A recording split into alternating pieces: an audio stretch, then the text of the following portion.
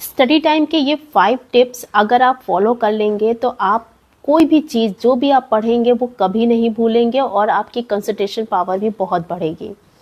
सबसे पहला टिप तो आप भी जानते हैं कि अपना फ़ोन स्विच ऑफ करना है या फिर इसको इतनी दूर रख देना है कि आपको उसकी नोटिफिकेशन की एक भी टोन सुनाई ना दे। दूसरा, आपको पढ़ने के लिए कभी भी बेड पर नहीं जाना है, आपको हमेशा टेबल और चेयर का सहारा लेकर ही पढ़ना है।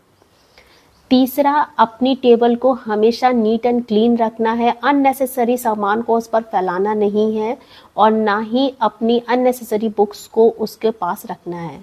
अपनी टेबल को हमेशा मैनेज करके रखें और जितना यूज़फुल है आपके लिए सामान, सिर्फ उतना ही सामान अपनी टेबल पर रखें। तीसरा, आपको हमेशा पढ़ने के टाइम पर कोई भी खाने की चीज़ अपने साथ नहीं लेनी है, जैसे चिप्स हो गया, पकौड़े हो गए या कोई भी सूखी चीज़ जो आप खाने लगते हैं वो नहीं खाना है, आपको उस टाइम पे खाना ही नहीं है। आप या तो पहले खाकर बैठिए या पढ़ने के बाद खाइए जाकर।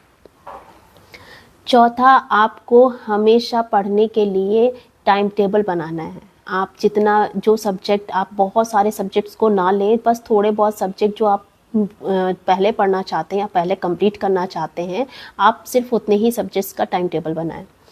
और पांचवा जो सबसे इम्पॉर्टेंट है कि आप सबसे इम्पॉर्टेंट ये टॉपिक है आपका 5th टॉपिक, सबसे इम्पॉर्टेंट है। एक्चुअली आप जितना भी पढ़ रहे हैं और जो भी आप पढ़ रहे हैं वो आपको टारगेट बना के पढ़ना है। आप मान लीजिए कोई भी टॉपिक उठाते हैं तो उस टॉपिक को आपको एक टारगेट बनाना है कि आपको 1 घंटे में ये टॉपिक कंप्लीट करना है। अगर आप टारगेट से पढ़ेंगे तो आपका जो डिस्ट्रैक्शन होगा वो बहुत ही लो होने लगेगा और आपकी कंसंट्रेशन पावर बूस्टअप हो जाएगी।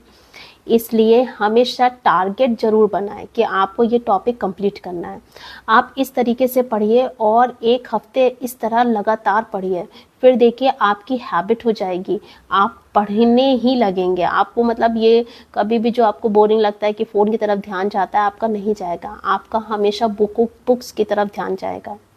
इसको करके ज़रूर देखिएगा और कमेंट में मुझे ज़रूर बताइएगा कि सही लगा आपको कि सही गलत।